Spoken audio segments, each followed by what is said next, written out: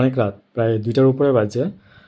সূত্রাপুরে আপনার একটা স্কুলে কেন্দ্র দখল করার জন্য আপনার দুর্বৃত্তরা ঢুকতে চাইছিল ভিতরে। তো সেনাবাহিনীর একজন ব্রিফ করতেছে এই বিষয়ে কিছুক্ষণ আগে।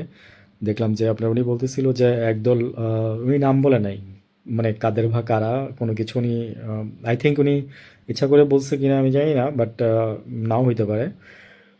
তো সবাই একটু আপসেট হয়েছে যে ওই যে ঢাকার 17টা কেন্দ্র বলা হয়েছে যে ঝুঁকিপূর্ণ, এর মধ্যে এটাও একটা।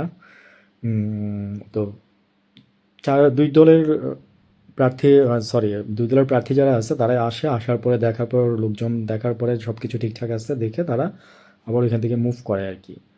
তো পুলিশ প্রশাসনের সবাই আসছে, পুলিশ, সেনাবাহিনীর, তারপরে 6টা বাহিনীর সবাই আসছে। তো এসে আপনার সব কিছু নিয়ন্ত্রণে আছে। তো এই আর কি এলাকার নাম্বারটা মনে রেখেন, সেটা হচ্ছে সূত্রাপুর। ভালো থাকবেন, আসসালামু আলাইকুম।